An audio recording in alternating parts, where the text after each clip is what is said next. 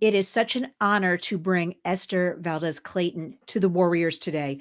Esther is an immigration attorney. She is based in San Diego, California.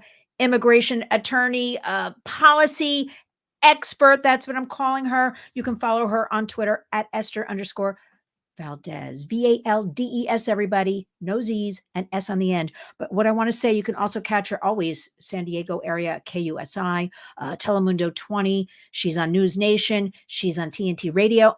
And we've always got her on Lynn's Warriors, and it's such an honor. So please, Esther, I'm just really in love with you and the work you do. Thank you for taking the time during the holiday season to join me. Thank you very much. My pleasure, Lynn. It's a privilege and honor to be on your show. I love your work. Your focus on the humanitarian side of it, but also being logical, analytical, and asking the right questions. You always do that on your show. So that's why I'm on, and that's what we're here to talk about. Thank you for that. Look, I want to thank you for also keeping this. I can't thank you enough because I think right now this is the number one crime happening in America. We've got these open borders. We've got not enough, education, raising awareness, talking about it. We certainly have a complicit media, in my opinion, Esther, not covering what's really happening, things you talk about. What do you think the public right now, let's start off with, what do you think right now the public needs to know? December 2023, almost 2024, the landscape, the state of what I call, we're sitting on this tinderbox of the next 9/11. I was here in New York on 9/11. I feel it, Esther. Something bad is going to happen. So just fill us in about the landscape, and then we'll also get into what's happening in San Diego. I think overall, people need to understand what a radical policy shift happened between the Trump administration and the Biden administration. Whether or not you agree with what Trump is doing or what he tweeted or how he made you feel, that's not the issue. When you talk about immigration policy, you're talking about the philosophy behind the laws. So, for example, since 1996, our laws on immigration haven't changed. It is your right to come to the United States and seek asylum. What the Biden administration's doing is they're asking you for no proof. They're asking you to come on in. They're creating a CBP1 app. If you entered here illegally and unlawfully, they'll still process you. They won't send you back to Mexico, like remain in Mexico under the Trump administration. They won't separate you to make sure that there's DNA testing to make sure that these adults are in fact related to children. And if you can check it out yourself, in May 2023 of this year, the Biden administration did away with the DNA testing.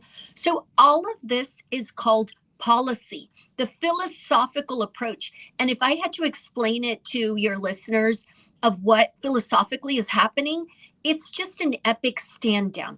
It doesn't matter who or what comes in through the border.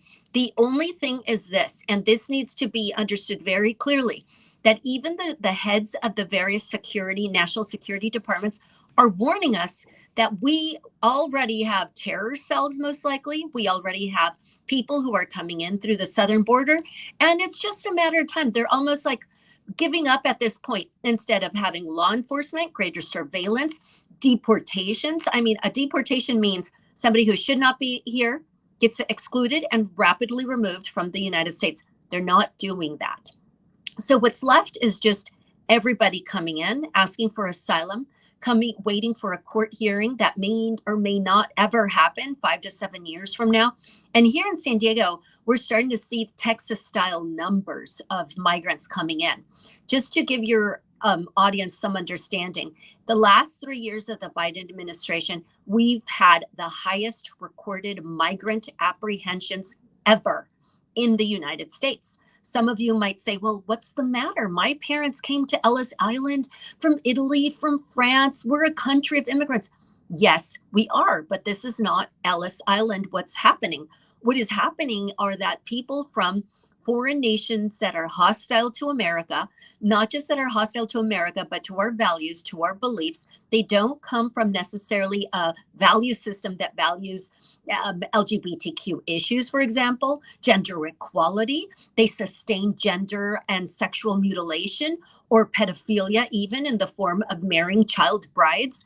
This is what we're fighting. This has nothing to do with race, national origin, or even religion. We're fighting ideology, and most Americans don't understand that under the Biden administration, they have just stood down on any kind of ideological difference. The only thing that matters to them is you got your foot in the door. We won't ask you for proof and we will not deport you. You're allowed in to work here, live here, have children, be married, or do who knows what. And the biggest threat of all, like you mentioned, is the domestic terror threat. All we're doing is watching instead of deterring. Esther, it so angers me because if I go to my corner drugstore here in New York, I have to show my license ID to buy Sudafed and a couple of other things. And it's just a mishmash out there. I want to also make you aware there was something called the Prince Act, Prints, sponsored by Senator Marsha Blackburn from Tennessee. Just recently, just a couple of weeks ago, Congress knocked it down. And the Prince Act, she wanted everybody 14 and under to be fingerprinted, because we see these same children coming over the border time and time again with these adult, usually a man. And I've been told 10, 12, 14, 15 times, coming as a family unit. And Congress said, no way, we don't care about this. It is so shocking to me, Esther. I want you to explain, you're an immigration attorney. Explain what that means. So I am the daughter of Mexican immigrants. We came here during the Reagan era. So I know what it's like to start here from the ground up. I know it's very difficult. Most people come here escaping poverty. They want better economic opportunities, but there's legal pathways for that. And that's what my family did. So as an immigration attorney, I help people explore those legal pathways to come here to the United States, the Ellis Island experience. And I like to label the Ellis Island experience like this. It's very easily. You're admitted and you're inspected very easily. If somebody knocks on your door right now or anybody's door right now, what's the first thing you do? Who is it? Well, I'm going to tell you my name, my identity. What are you here for? If I don't recognize your name, I'm going to tell you XYZ. Then you get to ask who or what is allowed into your home. That's not what's happening at the southern border. Nobody is admitting and nobody is inspecting. They're just literally allowed in. That's why we have 900,000 gotaways. And that those words are the legal standard for being legally and lawfully admitted to the United States. So as an immigration attorney, that's what I help people do. Most of my clients here in San Diego, we're the largest border town in the southern border, are Mexican. They're Central American. They have already filed for immigration paperwork. They have already legally, lawfully filed for their relatives. And guess what? Because we have 2.2 million migrants that are unlawfully here that are admitted under Biden, what happens to them? They get pushed to the back of the line. Why do they get pushed to the back of the line? Because there's only a limited amount of agents that can process that. So they get, imagine you're at the grocery store and they ask you to pull a number. Then 20 people cut in. Well, what happens to you? You get pushed to the end of the line because the Biden administration is allowing all those other people to cut in front of you. This is what is happening in real time right now in immigration. And what I do, not only do I just advocate for the rights of real asylum seekers, which means they have suffered real torture, real persecution, real harm at the hands of their government. It's not economic harm. It is gang rape because they want to practice a minority religion. It is being destitute from Cuba, taking away your professorships, your employment opportunities because you speak out against the dictatorship. It's about being an Iraqi Christian woman who wants to get a divorce and separate from their an abusive husband and fleeing to America. It's about being a Chinese Christian or any religion and fleeing to America because you will be tortured or persecuted and asked to abort your child. That's what asylum is meant to do. It's about being a Ukrainian that doesn't want to get involved in being fighting in the war and coming here. That's what asylum is designed to do. And that's what I do as an immigration attorney at the same time, pushing back against this weaponized, compassionate nonsense that is going on, that people just want to feel good around Christmas and talk about, well, we have to give them blankets and water bottles. That's not who we are. We're a nation of immigrants. All of these platitudes that don't mean nothing when you talk about national security and the rights and the lives of people who are already here in this country that got pushed away because so many other people got pushed in. Incredible and shocking, Esther. Do your clients, what do they say to you? Or they don't go near this topic? They just work with you on what they're working on? or they must be so disgusted after going through all the right channels, doing everything correctly, and people are just walking in here. Do they say anything to you or nothing? A great question. Yes, they do. A lot of them are in tears. A lot of my Mexican and Central American clients are in tears. They're like, I have been here working my taxes. I have 4 or 5 children. I work as a gardener. I have not ever had a raise. I still earn minimum wage. They have no retirement. They have no pension. Their hands have dirt on them that will never be washed away. They do backbreaking work here in California where they pick strawberries, they pick cabbage. They're feeding Americans, and they don't even have a work permit. Contrast that to the people who are coming under the Biden administration. If you're from Cuba, if you're from Nicaragua, they get work permits within 6 months. All of them, to the person, tell me, I love that they're doing that. I wish them no harm. But what about me? I've been having to earn cash for landscaping, for cutting people's mowing lawns, taking care of elderly people. I'm doing incredibly essential, vital work. I don't even have a work permit. Imagine if somebody stripped you from your ability to work right now, took away your social, took away your ability to bank, to have a checking account. What would you do? You'd just be operating in cash in the shadows. That's been their lives for over 20 years. So they see an injustice here. They thought it was always America was a meritocracy. So they sought to live good lives, paying taxes, having children, raising children, some of whom work in the military, who serve in the military. And yet they still can't get what Biden's giving to the most recent wave of migrants who are entering here unlawfully. I got to ask you, Esther, answer any way you see fit. Why do you think they're doing this? Is it strictly, redistricting? Is it changing the complex of America? Why is this criminality allowed? I hear a lot of commentators on immigration, and a lot of people float this replacement theory. I feel like it's not a racial replacement. What is happening, it's replacing an ideology. They don't care who or what comes in here.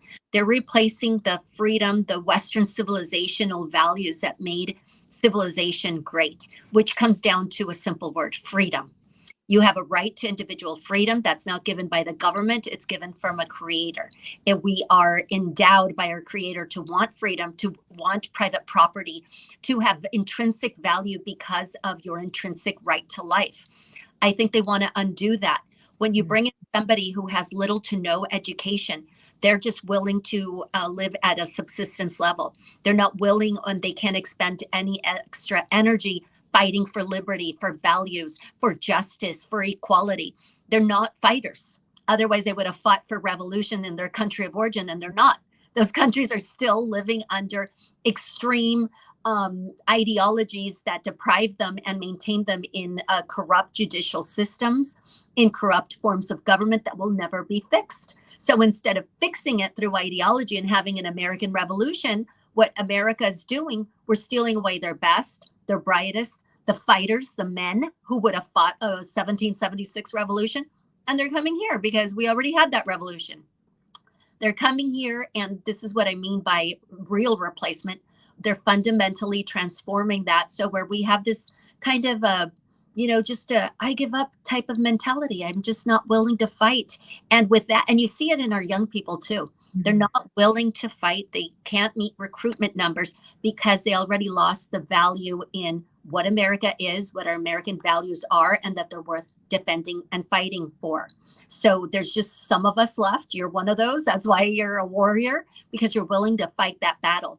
But most of what's coming in, they've never had it, so they can't fight for it. And that's what they really want. They want people who are easily able to believe anything on TV, not question anything. They don't really read a lot. They're not people who are reading Voltaire and reading the founding fathers and the origin texts that made this country great. They're not. So they just believe anything that the government did. And if you want further proof, look at what happened in the lockdowns. The vast majority of the minority populations just took the vaccine. They were willing to be locked up. They weren't protesting anything. And if you look at it sociologically, if you look at any revolution, it always is at the top cusp of the elites. And by elites, it means economically fit, economically viable, intellectually viable, to be able to question another equally powerful form of oppression. Most people just were complacent, but they're complacent out of need because they needed that paycheck, that little what was called the little supplemental income. They were fine with that.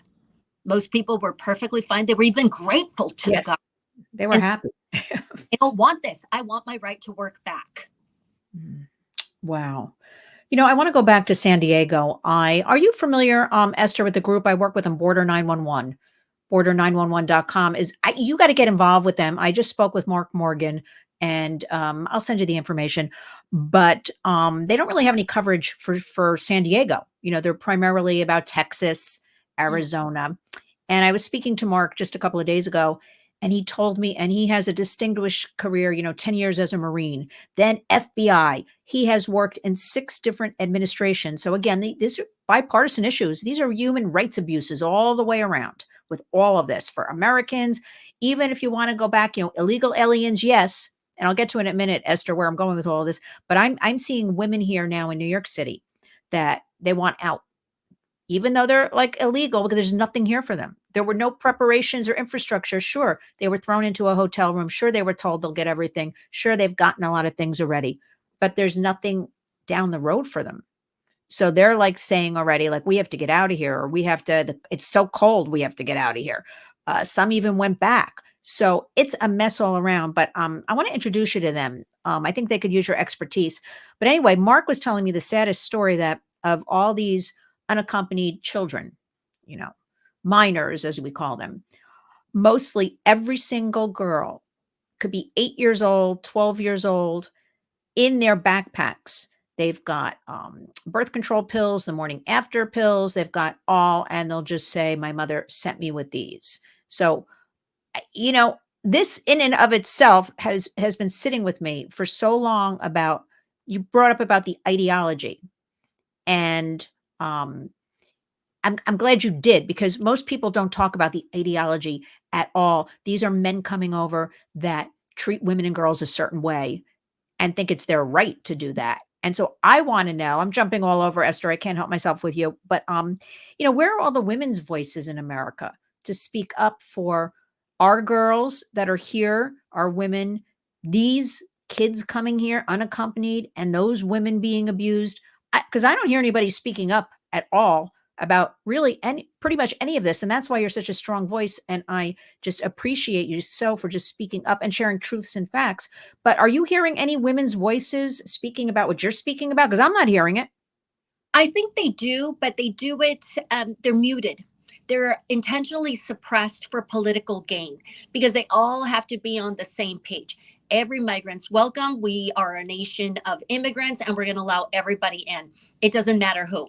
Well, it does matter. And in fact, it matters so much that every time I fill out an immigration form for my clients, whether they're naturalizing, whether they're becoming permanent residents, the United States government vets people for ideologies. Are you a communist? Are you a terrorist? Do you support the overthrow of our Constitution, of our form of government?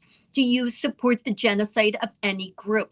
And the reason why I hone in on that is because not only are we in Hanukkah, not only because of the events of October 7th that were perpetrated against a race of people, the Jewish people, that gave rise to the origin of the word genocide. The word genocide was invented to describe what happened to them in World War II, to the Jewish people, and the extermination of them on account of their race.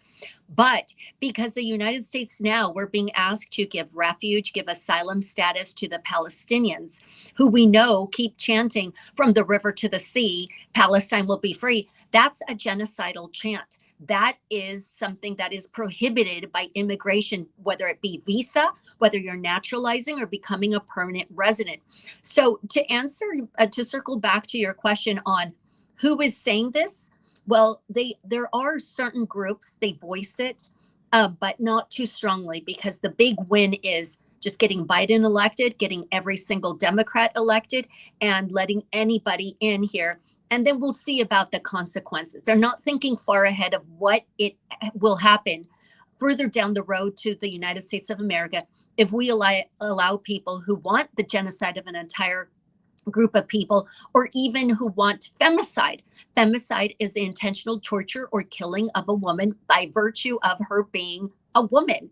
Some of these countries have some of the highest femicide rates known in on Earth. So they don't really want that because fundamentally, I think there's no love for this country. They don't really value America.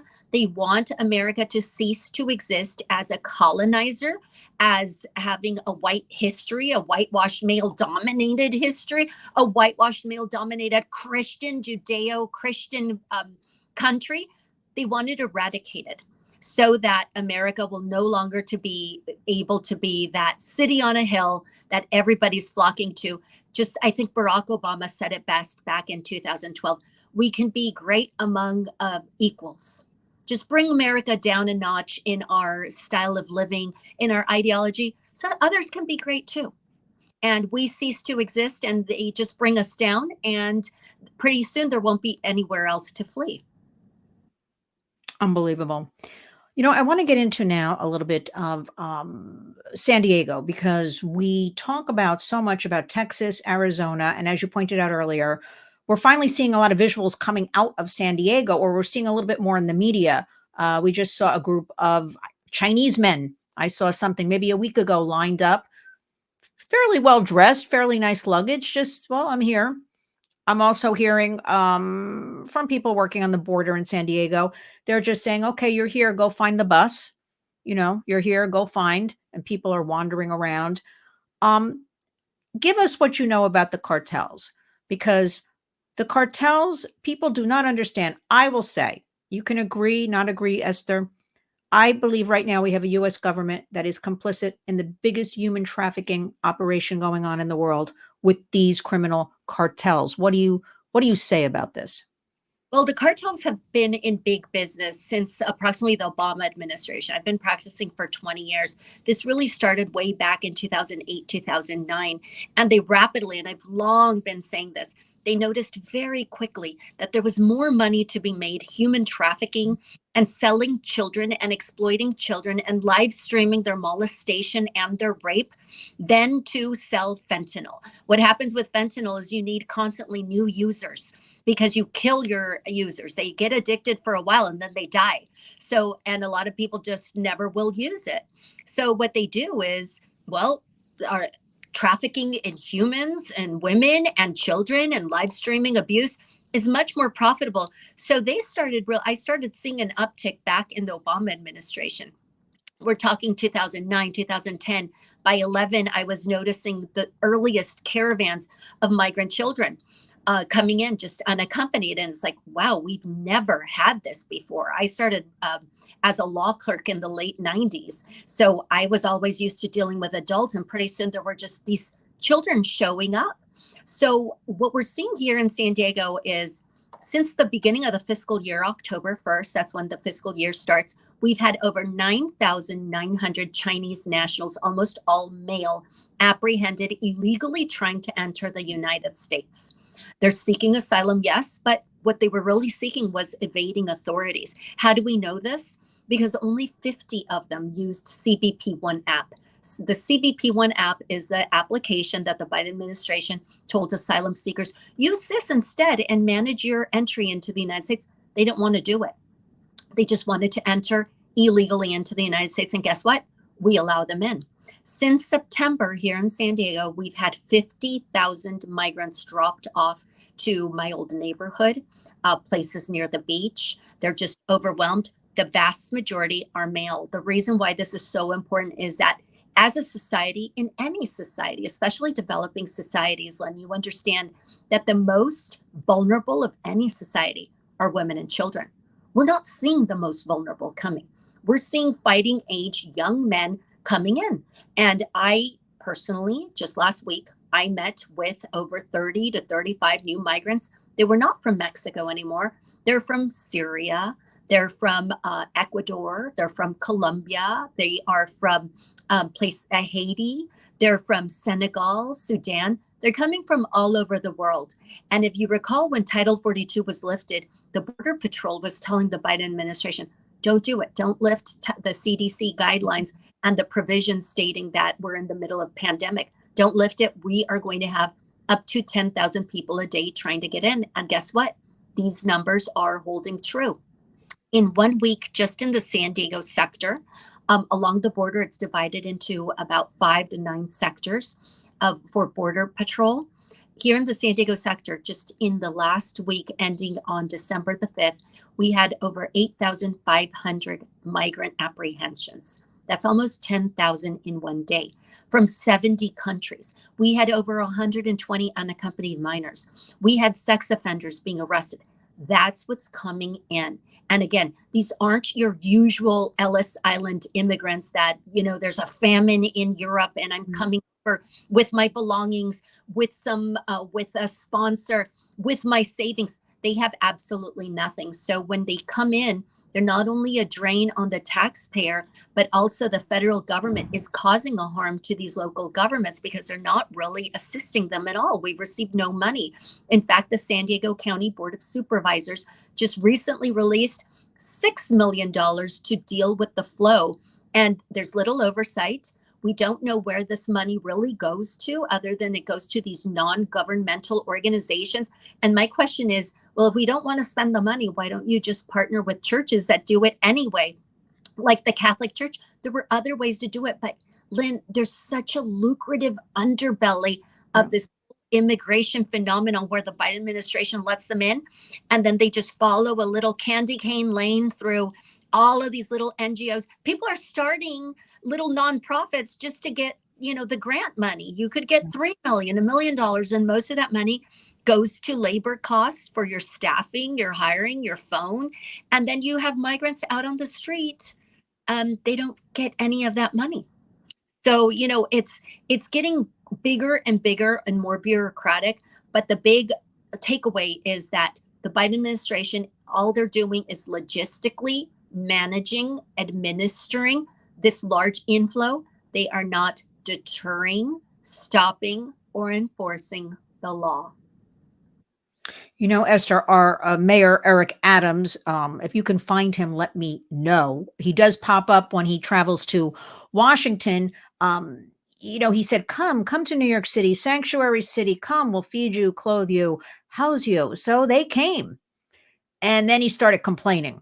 Okay, because it is so drastic now, the change, Esther, on our streets, bicycles, mopeds, motorcycles, people going each which way. It's very dangerous. I'm a New Yorker. I've never really seen anything like this in all these decades I've been here. But it's interesting. He traveled recently for a second time to Washington. Oh, the first time, I'm sorry, he had to come back. There was a couple of problems he was having. But he's not trying to intervene or stop it. He's just asking for more money to keep this all going. And they're getting upwards of, 400, the hotel chains, 400 a night for a room. So I'm glad you brought out, this is nothing. I think I'm very disappointed. Money-making scheme. Everybody's making money. Esther, I am disappointed in a lot of NGOs. Nothing's trickling down to people. It's not. Very little, Reason Eric Adams, a Democrat, is even saying it's a problem, it's because it's a problem for his Black constituents and the Latino constituents that voted him in, because most of the migrants end up living there. And they're thinking to themselves, wait a minute, we voted for you. We too are very poor. We too need the money. We too need the resources. And now you're booting us out. Once it got to be a problem for him, for his constituents, and this holds true for all of the Democrats. When they're running for election, they always court Latinos saying, oh, we're a sanctuary city. That means we're not going to cooperate with the federal officers. We're just going to let you all in. But once the drop-offs start happening and they end up in communities of color that voted these politicians in, that's when they start complaining. Then they don't like it. And their only solution is more money, because then I have more money to give away to buy those votes. They're not trying to stop it. Their only complaint is, why did you drop them off here? And how do I get more money funneled to more resources, more after school programs, so everybody's happy? So it's never a solution. And it's Right. very frustrating because, on the conservative side, if we just go around chanting, close the border, it's never going to happen. The border's only been closed 2 times when DEA agent Kiki Camarena was tortured and later killed. The Reagan administration shut that down. And you saw how quickly the Mexicans surrendered who killed them, and then on 9/11. We're not going to shut the border down. We're not going to deport them all. That's also never going to happen because we don't have the manpower for it.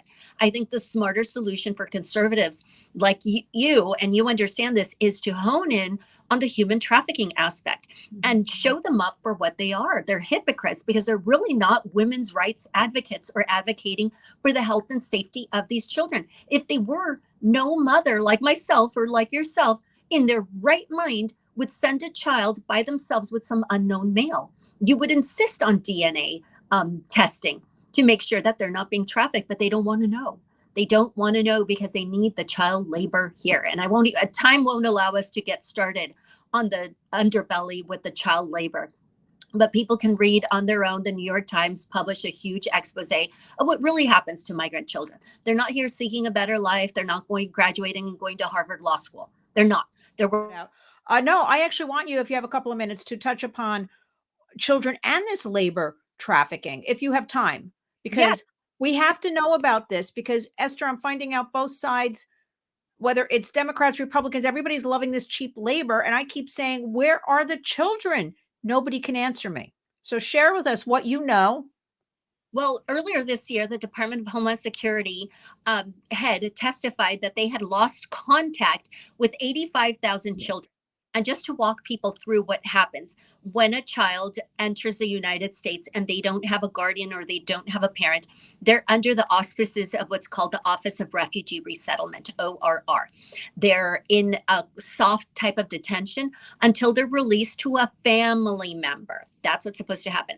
Then the office is supposed to follow up with them, make sure that they're going to court, make sure that they're going to school, that they're housing, that they're fed here. Well, under the Biden administration, they've allowed over 500,000 children inside the United States. Of those, 85,000, we don't know their whereabouts. We don't know where they live.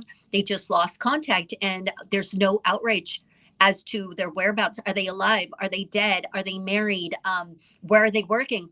But easily enough, the New York Times was able to report that several whistleblowers from within the agency were warning the government, telling them, hey, I think this child's being abused. I think this child is being indentured for forced labor.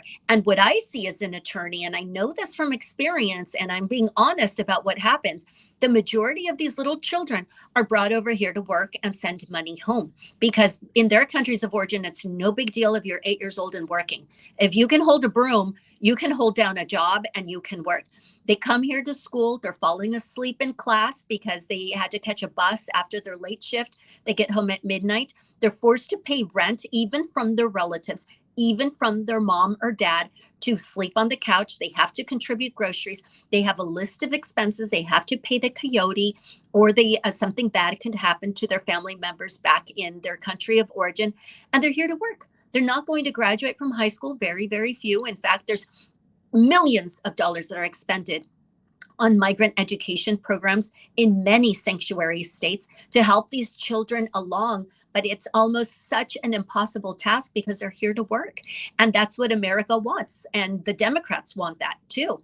And a lot of red states as well are also trying to reduce the child labor age to be able to sell alcohol, work in meat packing plants, dangerous types of jobs that require adult skill sets and adult type of logic and judgment. Now they want children there because a child is not as likely to file a workers' compensation claim, isn't legally savvy. If they get injured on the job, oh, well, we'll just pay them a little settlement, especially if it's a little immigrant, undocumented child. It's a huge scandal, Lynn, and it just is heartbreaking. But again, the whole lie of it starts with they're just here for a better life. Is it a better life to have a child picking our fruit and assembling a chicken and working at canneries and even in construction sites? This was all in the New York Times. They reported this. But this is never part of the dialogue when we talk about undocumented immigrants coming into the United States. We can talk about national security. But if we really want to focus on the immigrants for compassion's sake, is that compassionate? Biden ran on being more humanitarian and more compassionate. This is the worst I've ever seen it, Lynn, in 20 years of practice. And Esther, everything you just outlined is what I want people to speak about. Let's take it from that humanitarian, point about children working and what's going on with them. And I'm going to say both sides are refusing to really take issue with that because I talk about it nonstop. I want to ask you, Esther. We know that the cartels are now operating in all 50 states. And we also know that they are recruiting American children, youth, specifically middle school and high school students, to deal their drugs and to also traffic peers. And this is going on. They'll pay somebody $500 to do this. And then $500 is a lot for somebody who's 15 years old. Are you hearing about any of this? Because Homeland Security is dealing with it. Others I work with on the border, but they are here now corrupting our American youth. So not only are they, abusing these unaccompanied children they're bringing over, now they're abusing our children. And nobody in the media is talking about that. I'm sorry, Lynn, you cut off a little bit in terms of the abuse. The cartels are operating in mostly high schools, but some middle schools in all 50 states, Esther. And they are paying our American kids to deal their drugs and to also traffic their peers. And the media, the most we ever heard is that on the borders, they're paying them to smuggle or things like that, to drive cars, and they're recruiting on the internet, TikTok and Snapchat. But now they're actually working, getting our kids to do this in the schools. Are you hearing about any of this? Because the media is not touching upon the subject of they're actually getting our kids in the schools to do their dirty work. Nobody's talking about it. I think the largest thing that I encounter are young people that are offered money and they're US citizens because they can't be deported for smuggling other people into the United States. Being lookouts, bringing in other young people, bringing in children, because what happens with a young person is that they cross the border, they come in, they're US citizens, and they'll put in their car or the trunk 3 to 4 undocumented people, and then they'll pay them $500. Right.